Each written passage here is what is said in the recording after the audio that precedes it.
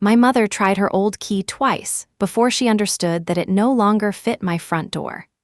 She stood on my porch with my brother beside her, 2 children waiting in the car, and 3 bright suitcases lined up like a decision I had already made. I was 4 days out of the hospital. My abdomen still pulled when I breathed too deeply. Juniper stood against my good leg, her worn brass tag tapping the new lock every time she moved. Mom stared at the dog as if she had seen a ghost. Why is she here?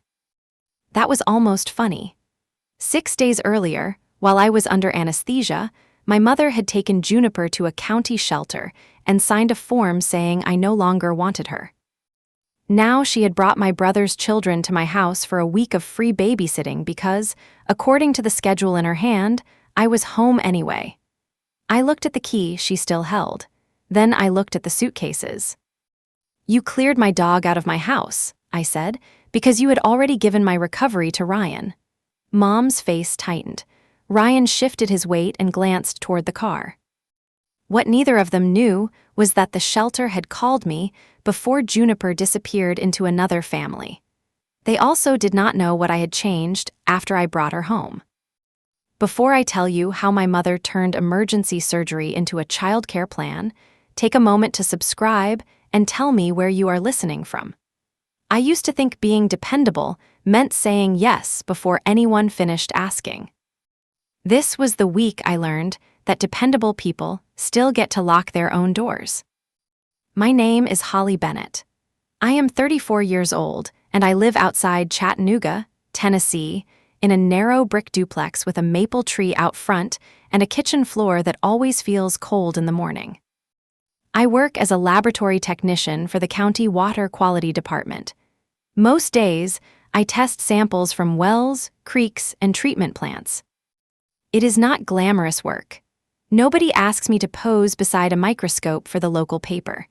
But when a result looks wrong, I know how to slow down, label everything, and check the chain from the first bottle to the final report. A small mistake can send an entire team in the wrong direction, so I learned early that care is not a feeling. Care is a series of actions you can point to. My family loved that about me when it made their lives easier. And my mother, Brenda, called me her steady girl because I answered the phone and remembered appointments.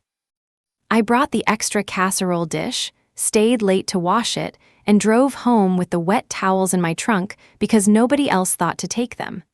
My younger brother, Ryan, was different. He was 2 years behind me and had the kind of confidence that made unfinished plans sound exciting. He changed majors 3 times, jobs more times than I could count, and apartments whenever the rent caught up with him. Mom called him adventurous. When I changed jobs once for better health insurance, she asked whether I was becoming unstable. Ryan was not cruel, that matters. He could be funny, warm, and generous when generosity cost him an afternoon instead of a commitment. He loved his children. He also believed that family support appeared naturally, the way clean towels appeared in our mother's guest bathroom. He rarely asked who washed them.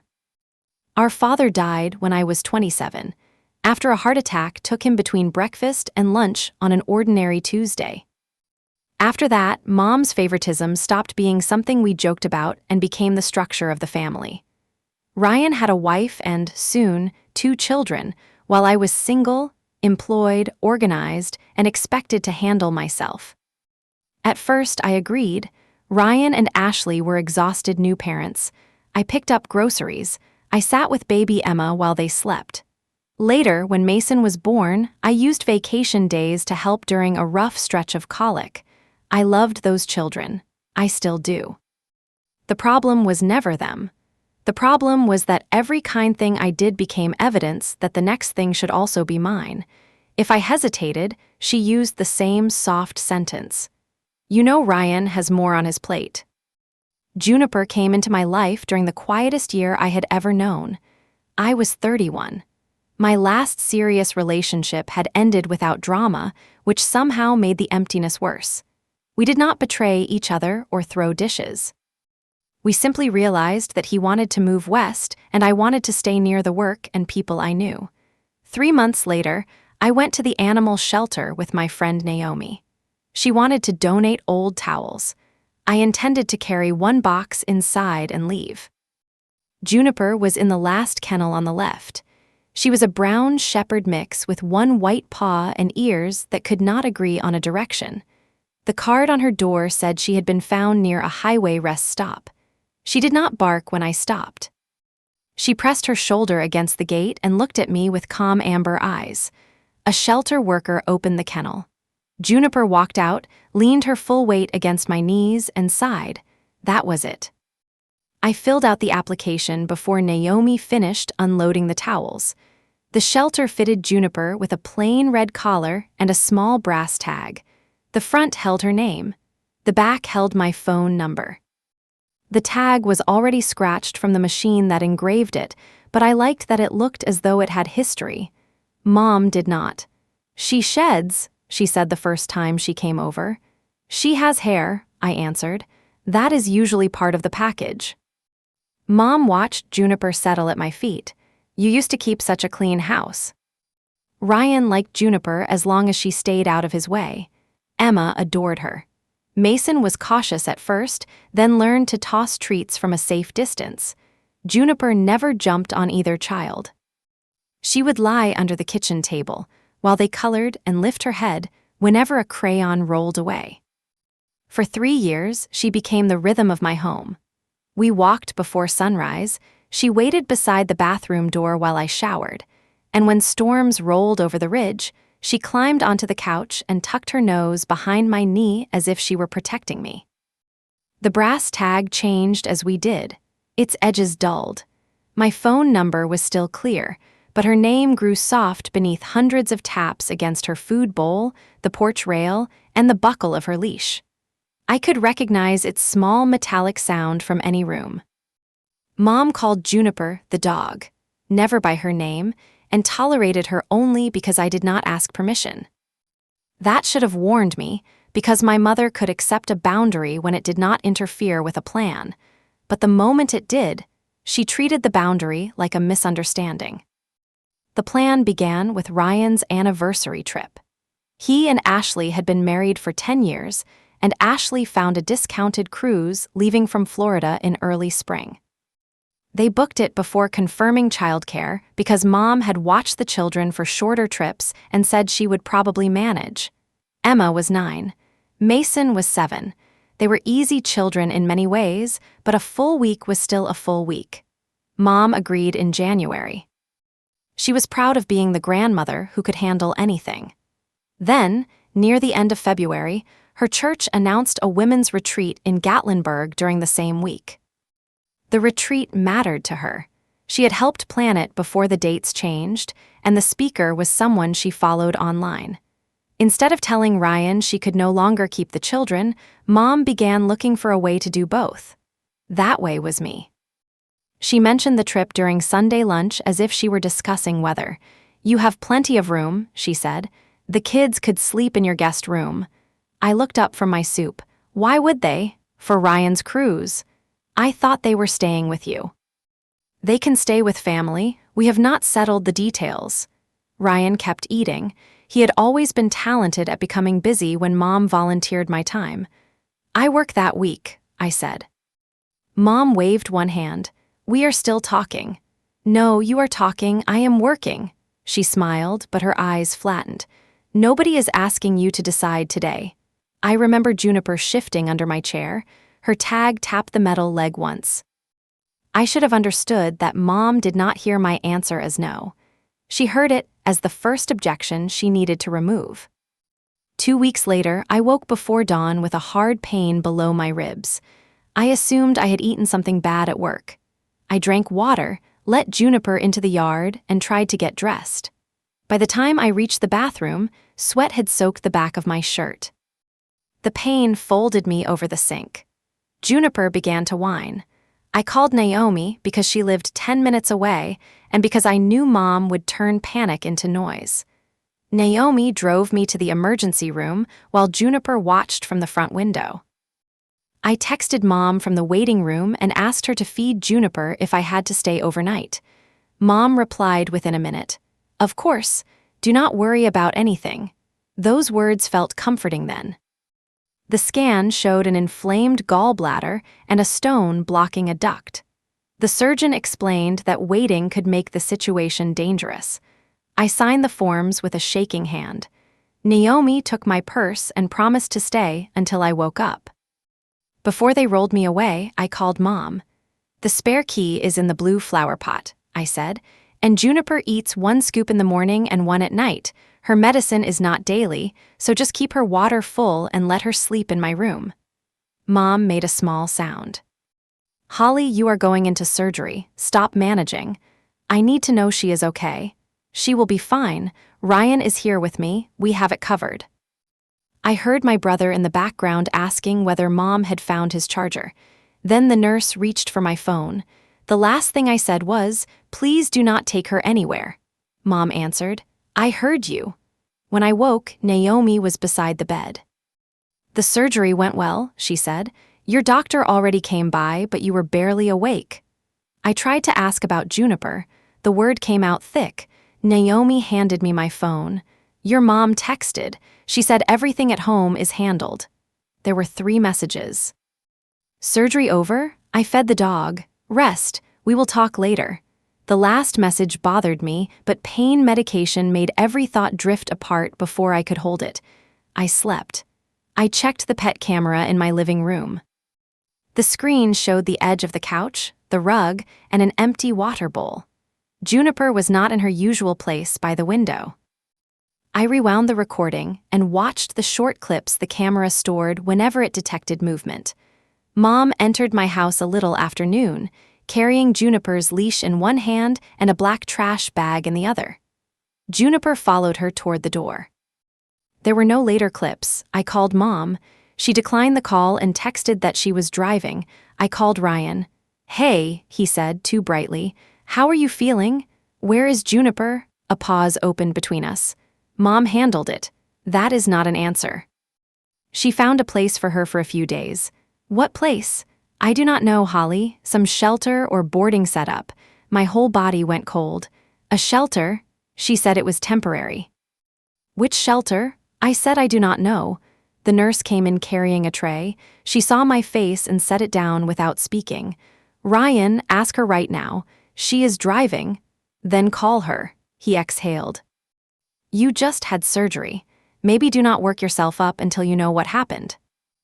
I hung up and called every boarding kennel near my house. Juniper was not registered at any of them. Then I called the city animal shelter where I had adopted her. The woman at the desk asked for my name and Juniper's microchip number. I did not know the number by memory. I gave her my address and phone number instead. Keys clicked on a computer. "Ma'am," she said, "Juniper was surrendered yesterday afternoon." The hospital room seemed to narrow around me. By whom? A woman who identified herself as a family member. She signed as Brenda Bennett. "That is my mother. The dog is mine." The woman's voice changed at once. "Are you saying you did not authorize the surrender?" I told her to feed Juniper while I was in surgery. "Hold on, please." I heard muffled conversation. The nurse remained beside the bed. She lowered the rail because my hand had started pulling at it. A man came on the line and introduced himself as Caleb, the shelter intake supervisor. He asked whether I had adoption records, veterinary records, or proof of microchip registration. I had all 3 at home. My name was on everything. "The chip was scanned," he said. "Your number came up, but the surrender form says you were medically unable to keep the dog and had asked your mother to act for you." "I did not." "I understand. Where is Juniper now?" "She is still here. She has not been made available for adoption. We have a hold period, and the ownership conflict stops any transfer." I closed my eyes so hard I saw sparks. "Can my friend get her?" "We need written authorization from you and identification from your friend.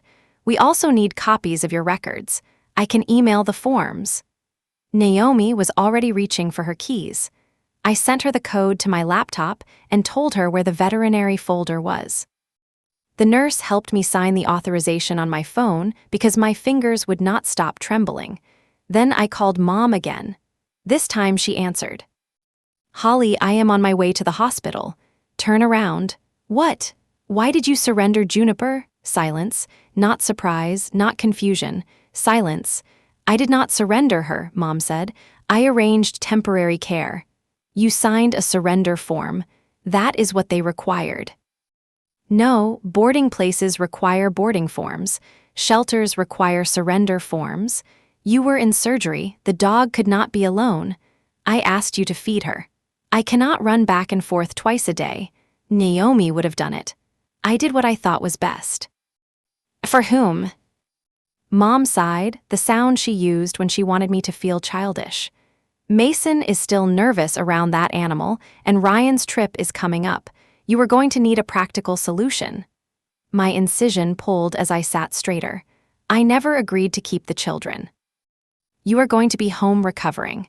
I will be on medical leave, not vacation. They are not strangers, Holly.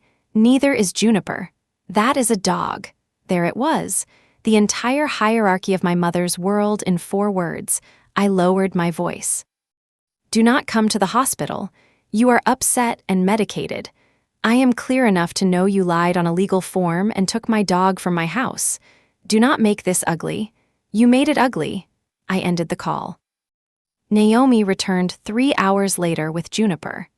The shelter had required her to use the side entrance because they did not want a dispute in the lobby if Mom appeared. Juniper wore the same red collar, but the brass tag was missing. The second she saw me, she pulled hard enough that Naomi nearly lost the leash.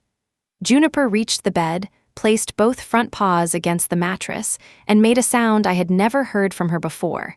It was not a bark or whine. It was a broken little cry. I pressed my face into the fur between her ears. Naomi turned away and wiped her eyes. The hospital gave us 15 minutes, and I used every one. When Naomi led her out, Juniper twisted to look back until the door closed. I heard the faint click of the temporary plastic tag the shelter had put on her collar. The brass one was gone. That detail hurt more than it should have. The tag had no real value. A replacement cost less than lunch, but Mom had not only removed Juniper from my home. Somewhere between my kitchen and the shelter, the small object that connected her name to mine had disappeared. Caleb called that evening. He had reviewed the intake form. My mother had checked a box stating that the owner could no longer provide care. Under reason, she had written medical incapacity and unsafe around children. She had also told the intake worker that Juniper had snapped at my nephew. That never happened, I said. The notes say there was no bite. There was not even a snap. I believe you. We are adding a dispute note to the record. I asked whether Mom could come back and try again. Not once your records are updated, he said. We can require direct confirmation from you for any future surrender involving this animal. I thanked him, then stared at the ceiling for a long time. Mom had not panicked. She had prepared. She knew the cruise dates. She knew Mason was wary of Juniper. She knew I would be home. She had taken my emergency and used it to solve a childcare problem I had already refused. My phone filled with messages that night. Mom wrote first, I am sorry you misunderstood what I was trying to do. Then Ryan, Mom is crying. She was trying to help everyone. Then Mom again. You cannot expect people to care for an animal while you are unable to care for yourself. I read that sentence twice. Naomi sat in the visitor chair and watched me place the phone face down. Say it, I told her. She surrendered your dog so you could babysit after abdominal surgery. Hearing the whole truth in one sentence made it impossible to soften. Yes. She also lied that Juniper was unsafe. Yes. And your brother knew there was some kind of plan. I do not know how much he knew. Naomi's expression did not change. That is not the same as knowing nothing. I wanted to defend him. That instinct rose so quickly that I almost laughed. Instead, I asked Naomi to bring me the shelter paperwork in the morning.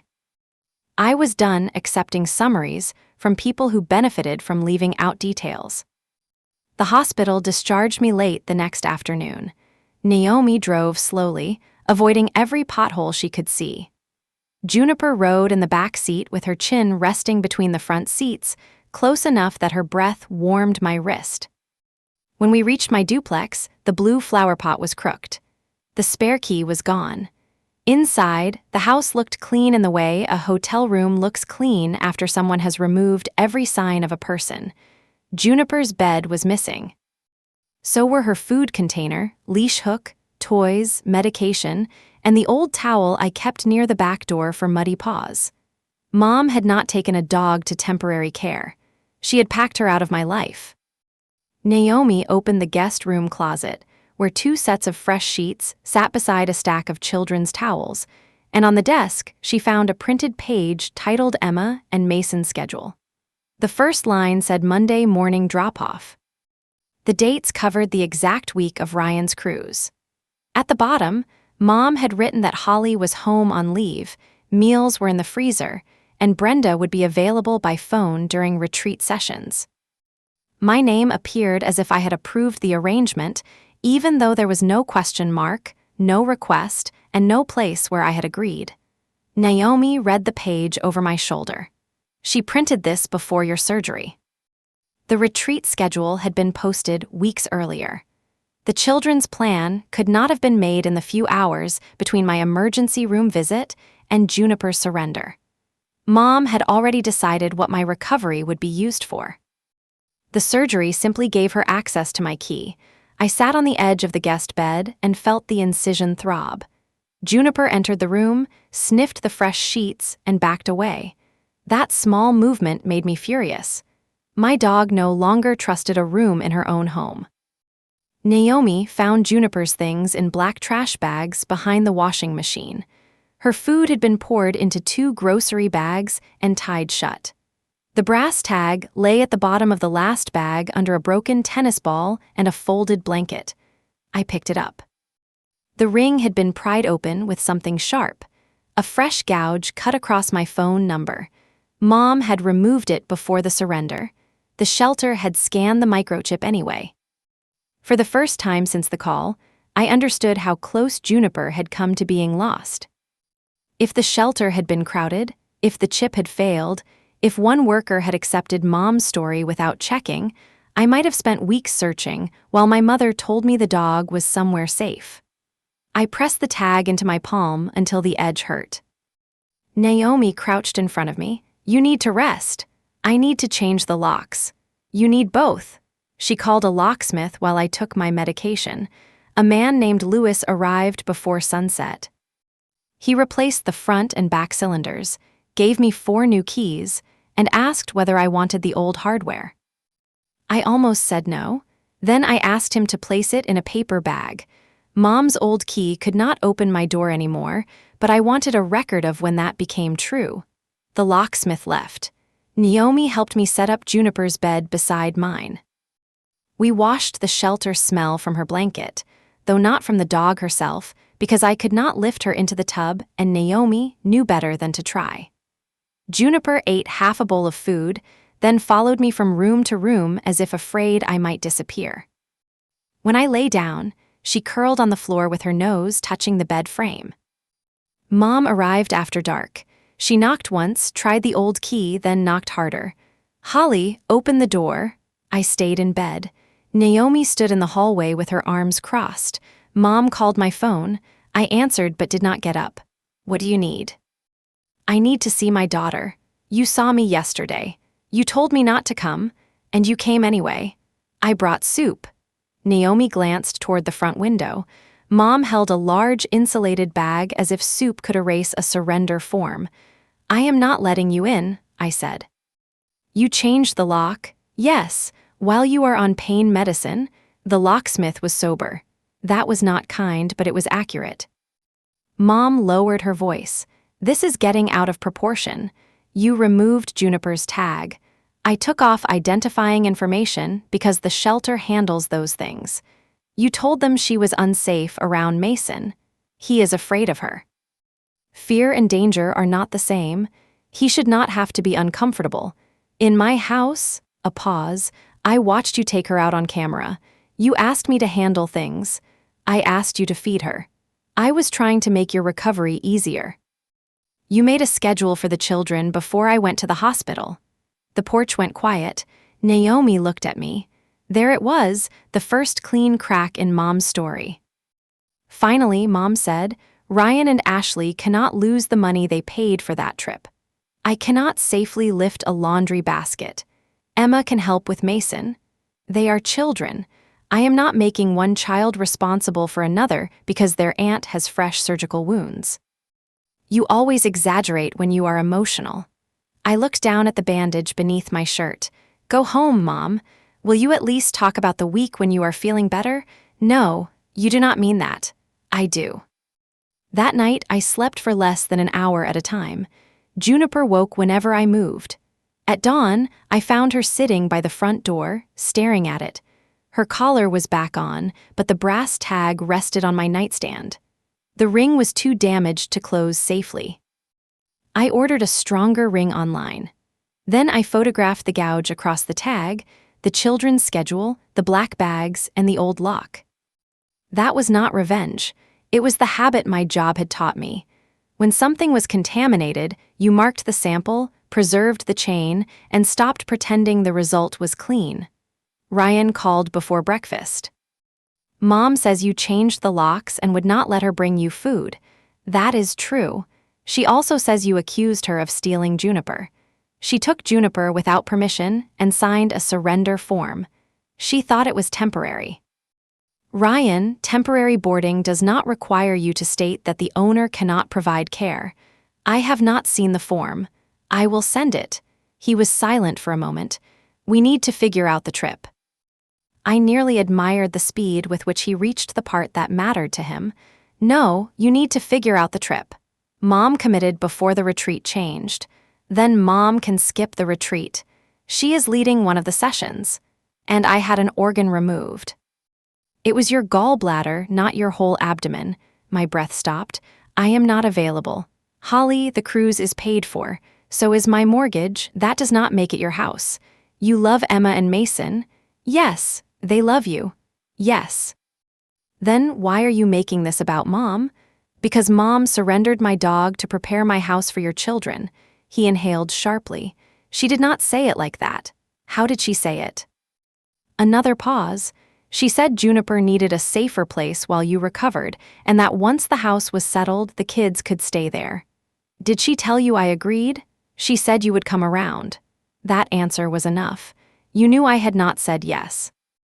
I knew you were upset about the timing. No, you knew I had said no at lunch. That was before you had leave from work. I laughed once.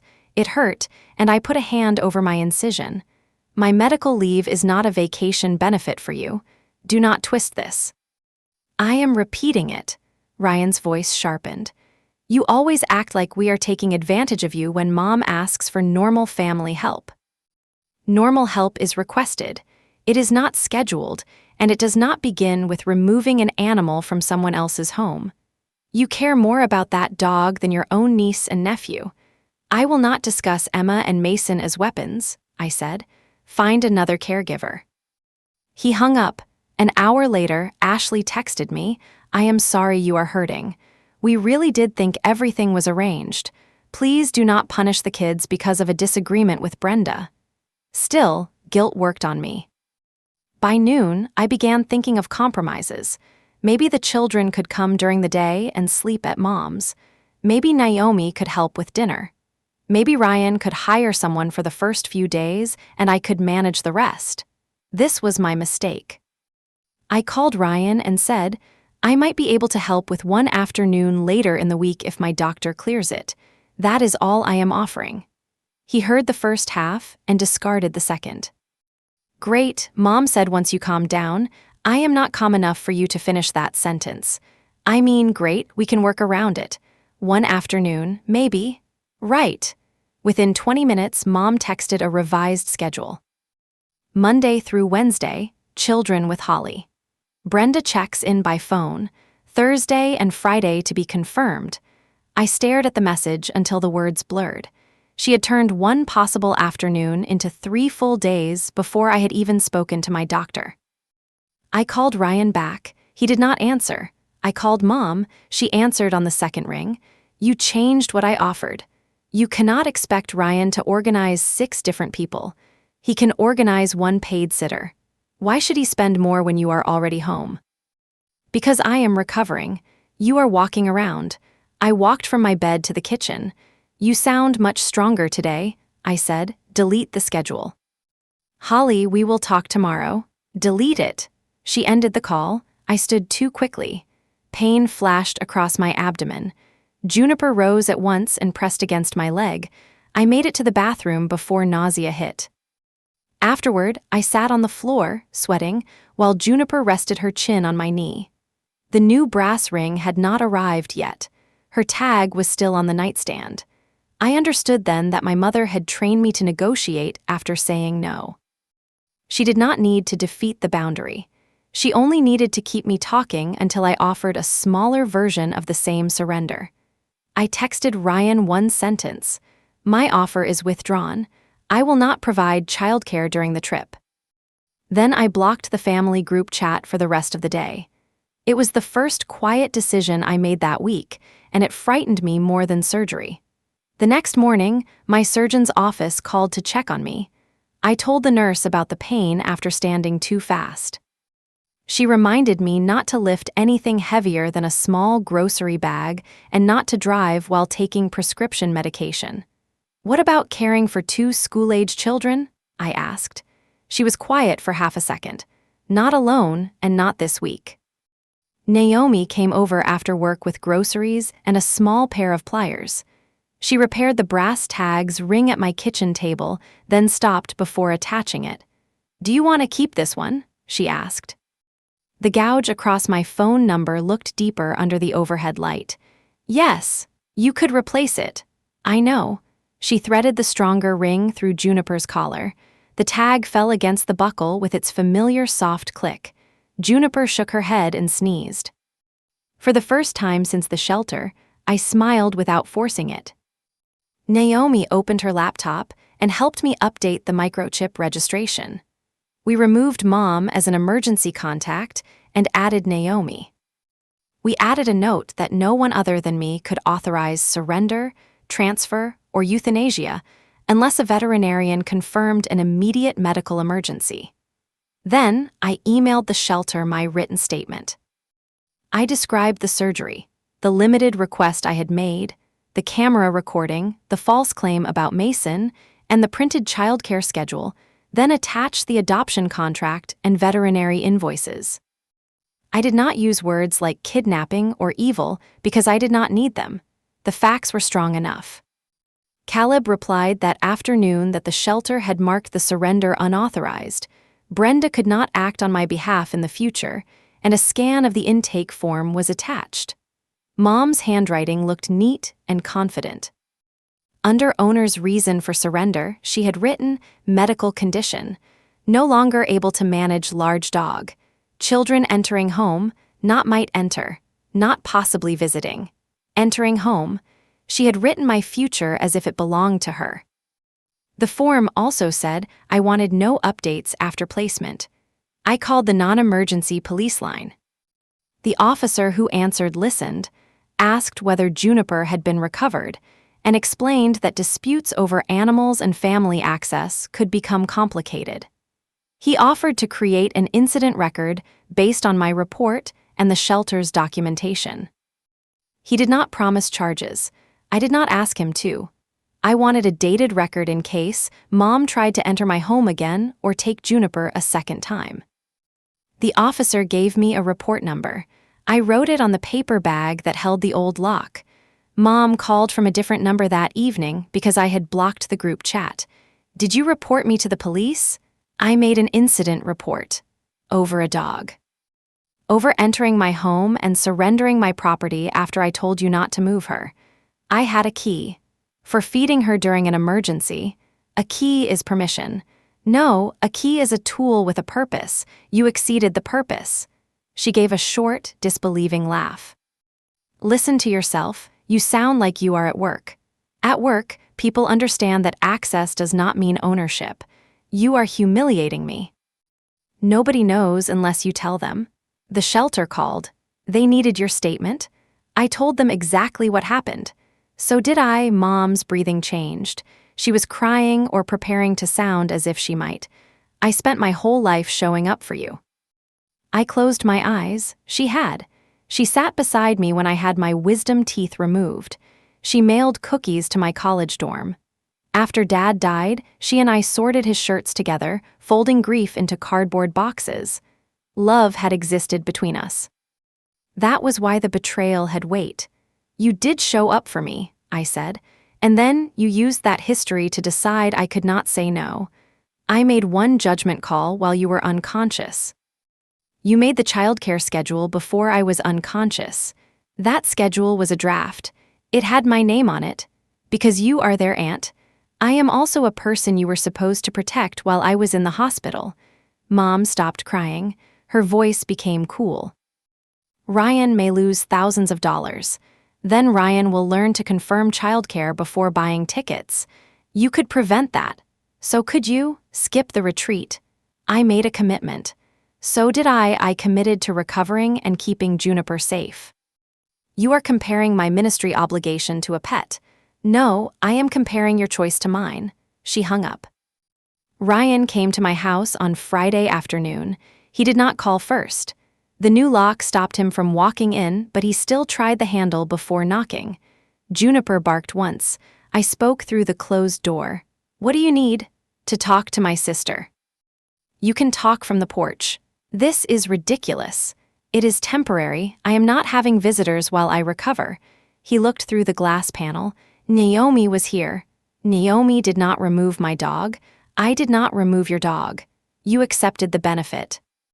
His face tightened. Can you open the door? No. He stepped back and shoved his hands into his jacket pockets. Ryan looked tired. For one dangerous moment, he looked like the little boy who used to climb into my bed during thunderstorms. Then he said, Ashley is furious. About Juniper? About the trip. There was the adult truth.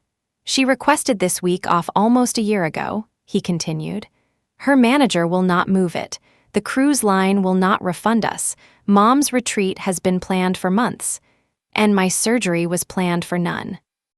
Nobody blames you for getting sick. You are asking me to prove that by making your plans work. He rubbed both hands over his face. We thought Mom had you covered. Mom thought she had me controlled. That is dramatic. She surrendered my dog. You got her back. The words landed like a hand closing around my throat.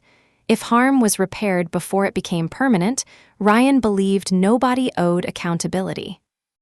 Juniper was home, so the act that removed her should disappear. By that logic, an attempted theft was only a misunderstanding if the owner caught it in time. I got her back because the shelter followed the microchip, I said, not because Mom changed her mind. Okay, she handled it badly. She lied. Fine, she lied. What do you want from me? I wanted you to hear what happened and stop asking me to absorb the cost. I am not asking you to pay.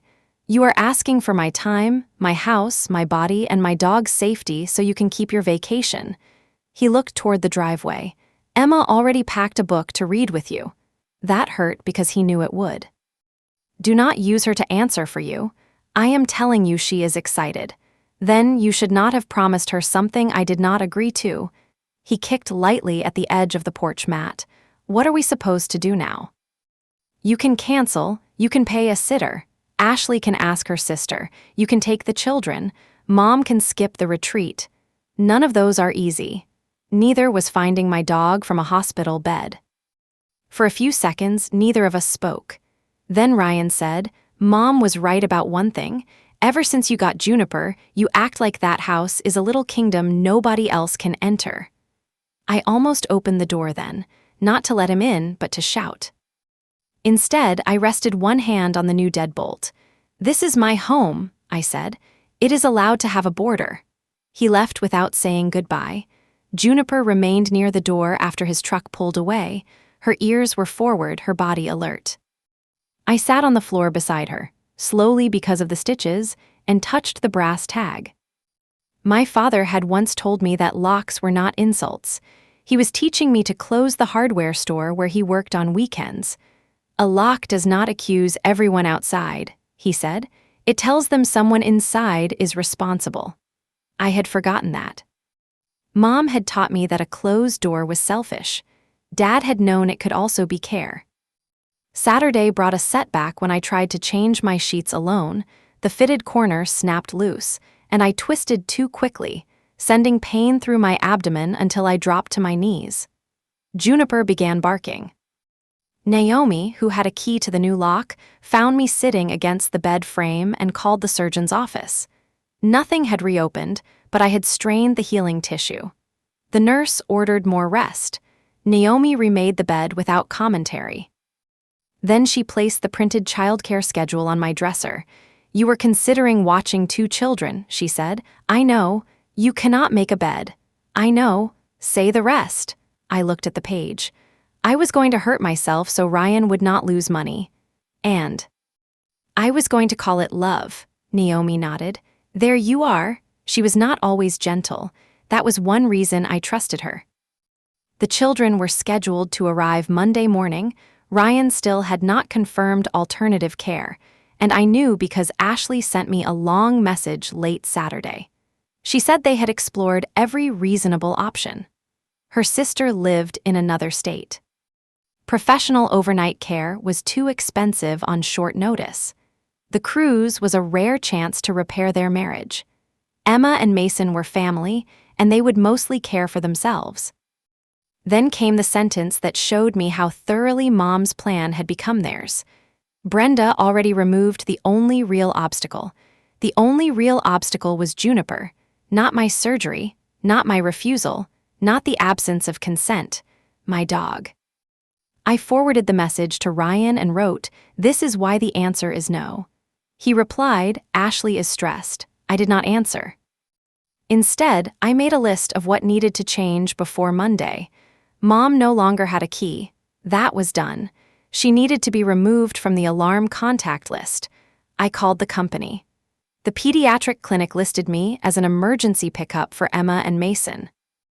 I emailed Ryan that I was withdrawing for now and told the clinic I was unavailable. I did not remove myself because I loved the children less. I removed myself because their parents had begun treating emergency permission as standing labor. My workplace had Mom as the person to call if I became ill. I replaced her with Naomi. The veterinary clinic still listed Mom as someone allowed to transport Juniper. I removed her. I also asked Caleb at the shelter whether I could see the original red collar tag if it had been logged with intake property. He told me the tag had arrived loose in a plastic bag. The intake worker had assumed the ring broke. That meant Mom removed it before walking into the building, then brought it along anyway. Maybe she wanted the shelter to dispose of it. Maybe she simply did not notice it in the bag. Either way, the tag had traveled with Juniper and come home. By Sunday morning, every door Mom had treated as permanent access required my permission again. I felt cruel. Then Mom announced a family lunch at my house. She did not ask. She sent a message from another unfamiliar number. We are bringing food tomorrow before Ryan leaves. The children need stability, and we need to settle this face to face. We will arrive at 8. I read it twice. Tomorrow was Monday. Ryan's family planned to drive toward Florida after dropping off the children. They were not bringing lunch. They were bringing luggage. Mom believed physical arrival would do what conversation had not. Once Emma and Mason stood on my porch, I would not send them away. She knew I loved them.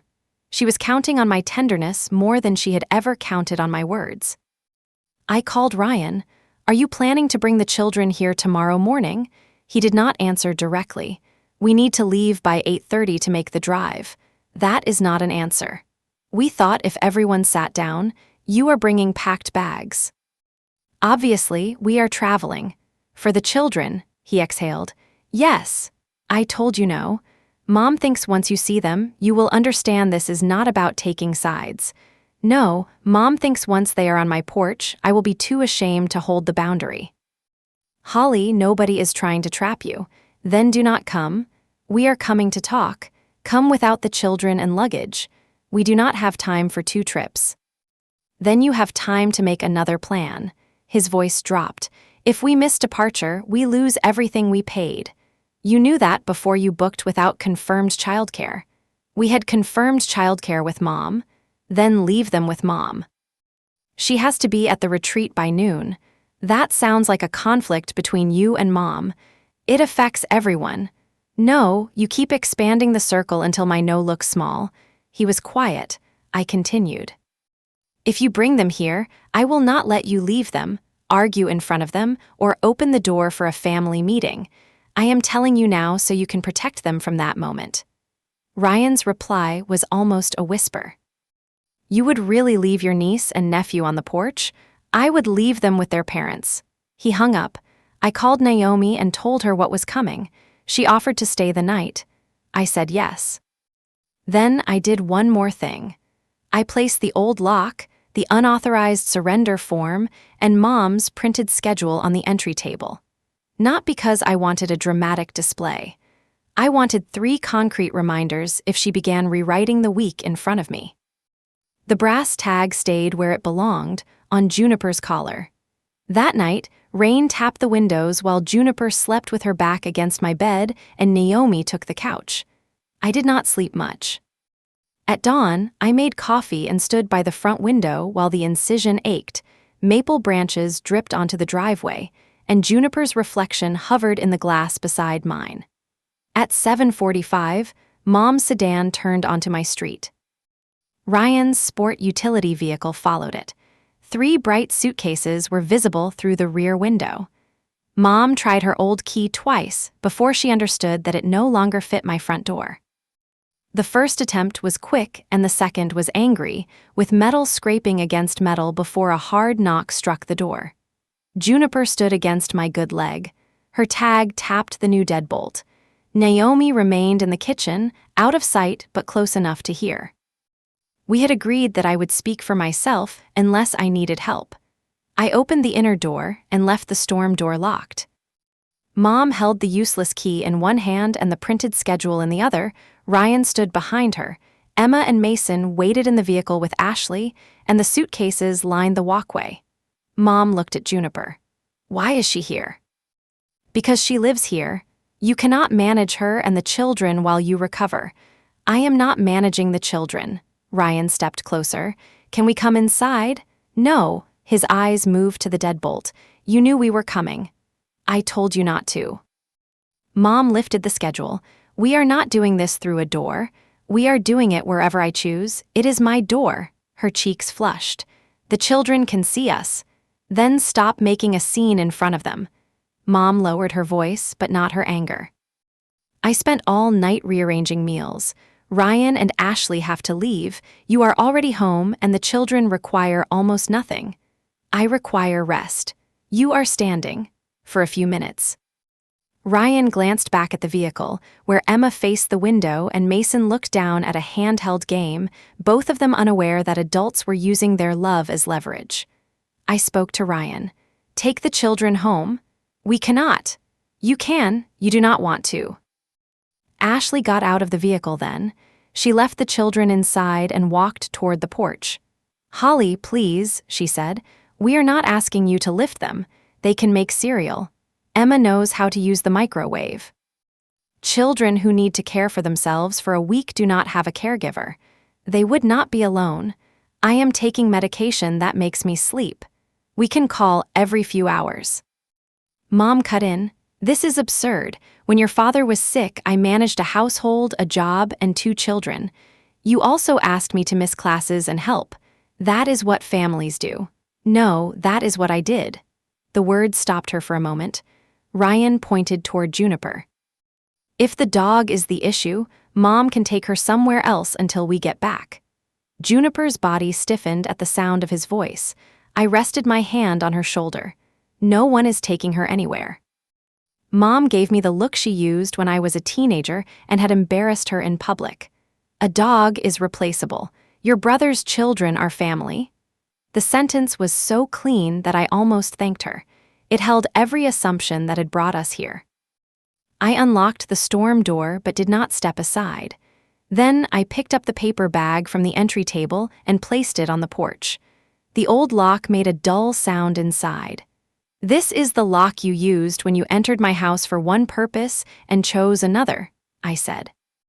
I placed the shelter form on top of it. "This is the form where you said I could no longer care for Juniper and that she was unsafe around Mason." Mom glanced at Ashley. "I was given limited choices. You chose the false ones." Finally, I set down the schedule she had printed before my surgery. "And this is the plan that proves why you did it." Ryan looked at the date in the corner. His expression changed. "Mom," he said, "you told me you made that after the hospital called." She did not look at him. "I had notes. I printed a clean copy later." "The file date is on the bottom," I said. "It was printed the night before my surgery." Mom's mouth opened, then closed. Ryan picked up the page. "You knew Holly had not agreed." "I knew she would help once the panic passed." "What panic?" I asked. "The one where my gallbladder was infected, or the one where your retreat became inconvenient?" She turned on me. "Do you think I wanted any of this? I was trying to keep everyone from losing plans they had worked for. By assigning me the loss, you were going to be home. I was going to be cut open." The front passenger door of Ryan's vehicle opened. Emma began to step out. I raised one hand toward Ryan. "Please keep the children out of this." He turned and asked Ashley to get back in the car. Ashley hesitated, then returned to the vehicle. Mom's eyes filled with tears. "You are breaking this family over an animal." "No, I am changing what happens when you ignore me." I held up the new key on my ring. "You no longer have access to my house. You are no longer listed with my job, my alarm company, my veterinarian, or Juniper's microchip. The shelter has marked your surrender unauthorized. There is also an incident report if you try to enter or remove her again." Mom went pale. "You called the police on your own mother?" "I created a record of what my own mother did." Ryan looked at me as though he did not recognize me. "You did all that in 3 days? I did it because none of you stopped when I said no." Mom pressed the schedule against her chest. "So that is it? You are choosing a dog over all of us." I looked through the glass toward Emma and Mason. I loved them. I would attend school plays, remember birthdays, and show up when their needs were actually theirs. I would not prove that love by letting adults place them on my porch as a test.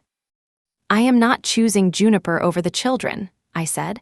"I am choosing consent over whatever you call family when only one person is allowed to say no." Ryan's face tightened. "We are going to miss the ship. That consequence belongs to the people who made the reservation. We could lose nearly all of it. You nearly made me lose Juniper. But you did not." The old answer rose between us again. I touched the gouge and the brass tag with one finger. "Only because a stranger at the shelter respected my name more than my family did." No one spoke. Rainwater dripped from the porch roof. A car passed at the end of the street. From inside Ryan's vehicle came the faint electronic music of Mason's game. Mom's voice dropped to a whisper. "What do you want me to do?" It was the first real question she had asked. "Take responsibility for the plan you made." That does not tell me anything. It tells you exactly what to do today. Either you keep the children and miss the retreat, or Ryan and Ashley cancel their trip, or they pay for care. You do not get a fourth option made from my recovery. Ryan stared at the suitcases. Then he looked at Mom. "You said she would fold once we got here." Mom's silence answered him. Something passed across my brother's face. It was not a complete understanding, and it was not an apology. It was the first moment he saw that Mom had not merely helped him. She had used him as pressure because she expected my love for his children to finish the job. Ashley rolled down the window. "Ryan, we need to decide." He rubbed his forehead. Mom said, "I cannot miss the retreat. People are counting on me." I waited. Ryan gave a bitter laugh. "That is what Holly said about work, and you told me she would manage." Mom looked at him sharply. For once, the conflict did not move toward me. Ryan picked up the suitcases and carried them back to the vehicle. He did not slam them. He simply loaded them one at a time. "We will cancel," he said. Ashley closed her eyes, then nodded. She looked disappointed, angry, and tired. All of that was real. None of it made the cancellation mine. Mom remained on the porch. I picked up the paper bag and the forms. "Your key does not work. Do not try it again." "Holly, I need to lie down. Are you really not going to let me in?" "No." I closed the storm door. Mom stood there for several seconds. Then she placed the old key on the porch rail and walked to her car. The small piece of metal looked harmless in the gray morning. It had never been the key that frightened me. It was the belief behind it, the belief that access once given could never be narrowed, that help once offered could become a permanent claim. Ryan's vehicle pulled away first. Mom followed. When both cars disappeared, my knees began to shake. Naomi came from the kitchen and locked the door without saying a word. I sat on the floor because it was closer than the couch, and Juniper lowered herself beside me until her brass tag touched the tile with one soft click. I cried then, not because I regretted the answer, but because holding a boundary did not feel victorious. It felt like carrying something heavy with muscles I had never been allowed to build. Naomi sat across from me. "You did not abandon those children," she said. "I know, you did not cancel that trip. I know, you did not surrender Juniper. I know." The third answer came easier than the first. Ryan and Ashley lost most of the cruise payment. Their travel insurance did not cover missing childcare. They took the children to a small, indoor water park for 2 nights instead. Emma later told me it was fun. Children are often more flexible than the adults who use them as reasons. Mom missed the first day of the retreat because Ryan refused to take the children until she admitted she had promised him my help without asking me. She arrived for her session the next morning. I heard from an aunt that Mom called the whole week a family emergency. I did not correct the description. It had been an emergency, just not the one she meant. Ryan did not speak to me for 3 weeks. Then he called and asked whether he could visit alone. I said he could sit on the porch. The weather had warmed by then, and I was back at work. He arrived with Juniper's red tennis ball, the one Mom had packed in the black bag. He turned it over in his hands.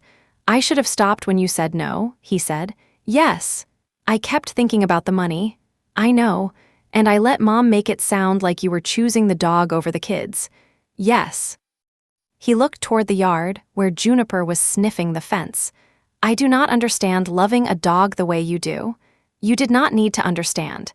You needed to believe me when I said she mattered." He nodded. Mom took longer. Her first letter said she was sorry that events had become so painful. I mailed it back unopened after seeing that sentence through the envelope window. Her second letter said she regretted how the shelter had interpreted her actions. I did not respond. The third arrived nearly 4 months later. It contained no defense. She wrote that she had treated my competence like an unlimited resource. She admitted she removed Juniper because she believed my refusal was less important than Ryan's trip and her retreat. She admitted that the story about Mason was false. At the end, she wrote, "I understand why I do not have a key." I kept that letter. I did not give her a key back. We began with short phone calls and later met at a coffee shop. When she asked to come to my house, I said not yet, and she did not argue. That was the first evidence that an apology might become behavior. Juniper recovered faster than the rest of us. For a while, she followed me whenever I touched my purse. Then one morning, I left for work and saw through the window that she had stayed asleep on the couch. Trust had returned quietly. The brass tag still carries the gouge across my number, and although I could replace it whenever I want, I have chosen not to. Every morning, Juniper drinks from her bowl, and the tag taps the rim with the same small sound it made before the hospital. It reminds me that something worn can still identify where it belongs. I used to believe love meant keeping the door open, no matter who walked through it or what they carried out.